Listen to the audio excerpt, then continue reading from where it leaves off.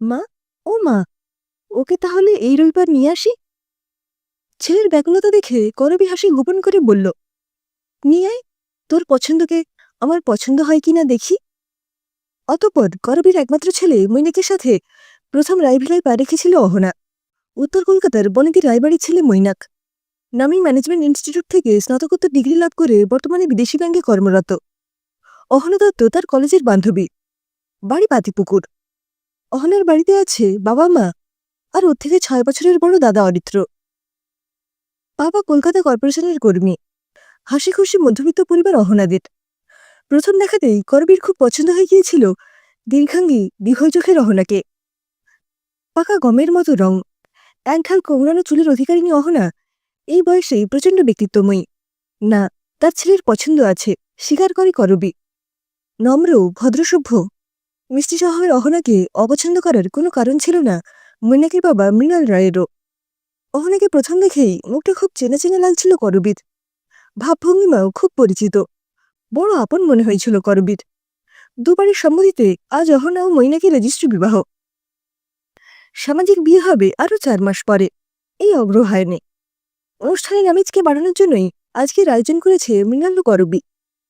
অনুষ্ঠান ভবন ভাড়া নেওয়া হয়েছে এই উপলক্ষে। বন্ধু আত্মীয় পরিজনের উপস্থিতিতে ঝলমল করছে পরিবেশ। রেজিস্ট্রি পর্ব তখন সবে সমাধা হয়েছে। এমন সময় রেজিস্ট্রার ভদ্রলোক বলে উঠলেন, বর-বউ দুজনের জন্ম তারিখ ও সাল একই, 7ই জুলাই 1990। এরকম সচরাচর দেখা যায় না। করবীর মনে জিজ্ঞাসা, কারণ মৈনাক তাকে বলেছিল অহনা তার থেকে কয়েক মাসের ছোট। যাই হোক, অনুষ্ঠান পর্ব মিটে গেলে বাড়ি এসে করবীর প্রশ্নের উত্তরে মৈনাক জানায় যে যদি একদম সমবয়সী বলে করবী অমত করে, তাই সে এটা বলেছিল। মৈনাক আরও জানায় যে কলেজ ক্যাম্পাসে একসাথে জন্মদিন পালনের মাধ্যমেই তো তাদের বন্ধুত্ব অন্য মাত্রা পেয়েছিল। করবীর মনে স্বস্তিভাব না এসে বরং কি একটা কাটা খচখচ করতে শুরু করে। কারণ বিয়ের আগে আলাপচারিতায় অহনার মা অলকা বলেছিলেন অহনার মেডিকেল কলেজ হাসপাতালে জন্ম। ঘটনাচক্রে মৈনাকেরও জন্ম হয় মেডিকেল কলেজের হাসপাতালের প্রসূতি বিভাগে। স্মৃতির স্মরণে করবী চলে যায় 6ই জুলাই 1990 সন্ধে। আসন্ন প্রসবা করবীর গর্ভযন্ত্রণা ক্রমবর্ধমান। বিয়ের প্রায় 6 বছর পর ডাক্তার বুদ্ধি ঠাকুরদেবতার কৃপায় প্রথমবার মা হতে চলেছে সে।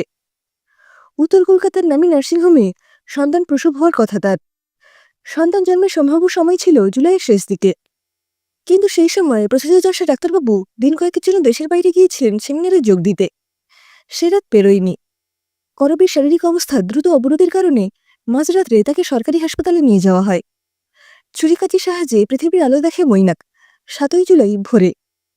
করবী ও মৈনাক কেউই সেই সময় খুব একটা সুস্থ ছিল না, তাই তাদের বড় নার্সিংহোমে সেদিনই স্থানান্তরিত করা হয়। আরও কিছু স্মৃতি অস্পষ্ট পায়ে এগিয়ে আসতে চায়। রেজিস্ট্রি করার পর করবী প্রস্তাব দেয় মৈনাক ও অহনার রক্ত পরীক্ষা করানোর। মারণ রোগ থ্যালাসেমিয়ার থাবা যাতে তাদের বিবাহিত জীবনে না পড়ে, তাই এই আগাম সাবধানতা অবলম্বন। করবীর ইচ্ছে করবীর সাথে অহনা যায় মধ্য কলকাতার এক নামী প্যাথোলজি সেন্টারে। অহনার টেস্টের জন্য রক্ত দেওয়া হয়ে গেলে করবী সেখান থেকে যায় অন্য পরীক্ষার অজুহাত দিয়ে। অনিচ্ছুক অহনাকে বাড়ি পাঠিয়ে দেয় করবী। করবী সত্যিই জানে না তার আশঙ্কা সত্যি হবে কিনা। করবী নিজেও পরীক্ষার জন্য রক্ত দেয়। আবেদন করে অহনা ও করবীর ডিএনএ টেস্টের। হাত ব্যাগ থেকে বার করে তার স্বামীর কয়েকটি চুল। ডিএনএ টেস্ট হবে সেই চুলেরও। অহনা করবী ও মৃণালের আত্মজা কিনা তাই হলো বিচার্য। আশা নিরাশা আশঙ্কার দোলাচলে বাড়ি ফিরে করবী। ছেলের বিয়ে আর 2 মাসও নেই। কেনাকাটা, অতিথি নিমন্ত্রণ সব দিক সামলাতে হবে তো। রিপোর্ট আনতে যাবে করবী। মনের মধ্যে কারাটা খচখচ করেই চলেছে। করবী পৌঁছে যায় 1990 সালে জুলাই মাসের 7 তারিখ ভোরে। সন্তান ভূমিষ্ঠ হয়েছে। মাতৃত্বের অনাস্বাদিত স্বাদে পরিপূর্ণ করবী। হঠাৎ ঘরের মধ্যে শুনতে পেয়েছিল আপনার মেয়ে হয়েছে, কিন্তু কেবিনে এসে তাকে ছেলেই দেওয়া হয়েছিল। পৌত্রের আগমনে হাসপাতালের সকলকে মিষ্টি বিতরণের আনন্দে মশগুল তার শ্বশুরমশাই শাশুড়িমাকে সে কিছু বলতে পারেনি। ভেবেছে সে ঘরের মধ্যে ভুল শুনেছে। বুকে জড়িয়ে নিয়েছে একরত্তির নারীছেড়া ধনকে। অহনাকে প্রথম দেখে তার খুব চেনা লেগেছিল। পরে যতবার দেখেছে ততই সে মিল খুঁজে পেয়েছে তার স্বামী মৃণালের সাথে। একই রকম লম্বা, ফর্সা, দোহারা চেহারা, চোখের চাউনিতেও কেমন যেন মিল। মৃণালের মতো গজদন্তও আছে অহনারও। সুন্দরী তরুণী ও সুদর্শন প্রহরীর মধ্যে আপাতত সাদৃশ্য খুব বেশি না থাকলেও করবীর নজর এড়ায়নি মুখশ্রী ও ভাবভঙ্গিতে মিল। বুকে পাথর চেপে সে দিন কাটিয়েছে। কি সিদ্ধান্ত নেবে বুঝতে পারেনি। স্বামী পুত্রকে কিছুই জানায়নি স্বাভাবিকভাবেই। রিপোর্টে কি আসে তারপরে নির্ধারিত হবে তাদের ও তাদের ছেলের ভাগ্য। রায়ভিলার সুসজ্জিত বসার ঘরে ঘরোয়া আলোচনায় ডেকেছে করবী। দুই বাড়ির সদস্যদের। মৃণাল, করবী, মৈনাক একদিকে, অন্যদিকে অমল দত্ত, অলকা দত্ত, অরিত্র ও অহনা। করবীর সমস্ত আশঙ্কাকে সত্য প্রমাণ করে অহনার সাথে তাদের ডিএনএ টেস্টের রিপোর্ট ম্যাচ করে গেছে। তাদের দুই মায়ের অজান্তেই তাদের সদ্যজাত সন্তানরা বদল হয়ে গিয়েছিল। নার্স সায়েদের গাফিলতিতে সম্ভবত এই ঘটনা ঘটেছিল। বসার ঘরে পিনপতার নিস্তব্ধতা বিরাজ করছে। বিষয়টা হৃদয়ঙ্গরে মৈনাক আর্তনাদ করে ওঠে। মা, তুমি তো নিজের মেয়েকে পেলে, আমি কি তবে ঘর ছাড়া হলাম? করবী দুহাতে জড়িয়ে ধরে মৈনাক ও অহনাকে। অহনা দাদা অরিত্র ইতস্তত করে শেষমেশ বলে ওঠে, বিষয়টা যদি এত সরল না হয়, মৈনাকের সাথে আমার বাবা মা ও আপনাদের দুজনের ডিএনএ ম্যাচ করালে বোধহয় ভালো হবে। আসন্ন বিবাহ উৎসবের আনন্দ নিমেষে ম্লান হয়ে আসে। মৈনাক আর অরিত্র উদ্যোগ নিয়ে প্রয়োজনীয় পরীক্ষা নিরীক্ষা করিয়ে নেবে আশ্বাস দেয়। হতভম্ব কিংকর্তব্য বিমূঢ় দত্ত পরিবার বাড়ি ফিরে যায়।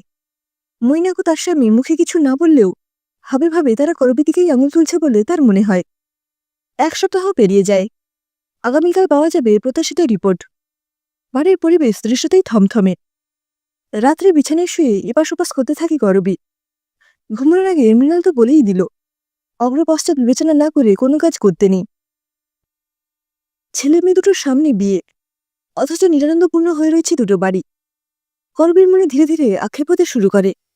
কি সর্বনাশের খেলায় পা বাড়িয়েছে সে। যাকে ভ্রম ভেবে এতদিন ছিল, তাই এখন চরম বাস্তব। সখাত শরীরে ডুবতে থাকে করবী। তার ছেলে মৈনাককে সে চরম অস্তিত্ব সংকটের মুখে ফেলে দিয়েছে। অহনাকে দেখার পর থেকে ধাঁধা মেলানোতেই ব্যস্ত ছিল। মৈনাকের কি ভবিষ্যৎ হবে ভাবতে ভুলে গেছে। বড় ভুল হয়ে গেছে তার। কিন্তু এত বড় সত্য থেকে কি চোখ বুঝে থাকা যায়? চোখে ঘুম নেমে আসে করবীর ওষুধের প্রভাবে। সকালে মৃণালের ডাকাডাকিতে ঘুম ভাঙে। মৈনাক এসেছে রিপোর্ট নিয়ে।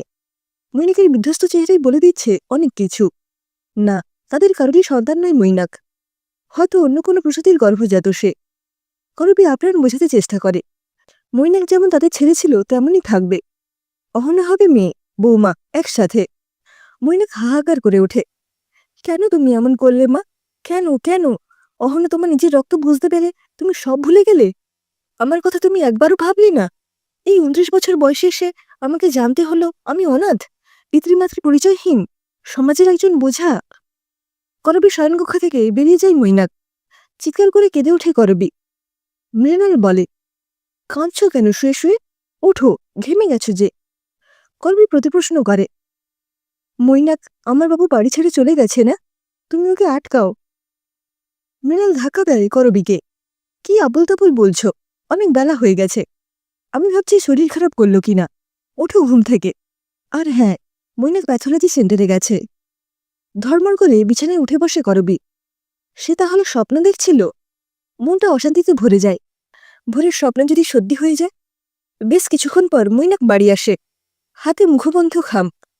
পেছন পেছন এক এক করে প্রবেশ করে অহনা, অরিত্র, অমলবাবু, অলকা দেবী। করবীর ভোরের স্বপ্নকে মিথ্যা প্রমাণ করে রিপোর্ট বলে দেয় মৈনাক অমলবাবু ও অলকা দেবী দ্বিতীয় সন্তান, অরিত্রের ছোট ভাই। শুরু হয় মিষ্টিমুখের পালা। বৌমা হলো মেয়ে আর জামাই হলো ছেলে, এবং তদ্বিপরীত উভয় পক্ষেরই। করবী তো সেই কবে থেকে পুত্রবধূ হিসেবে অহনার কথা শোনা থেকেই তাকে মেয়ের আসনে বসিয়ে দিয়েছে। অলকার, যাকে এতদিন বিত্তবান হবু জামাই হিসেবে ভেবে এসেছে, তাকে ছেলে বলে মেনে নিতে একটু বাধাবাধ ঠেকে।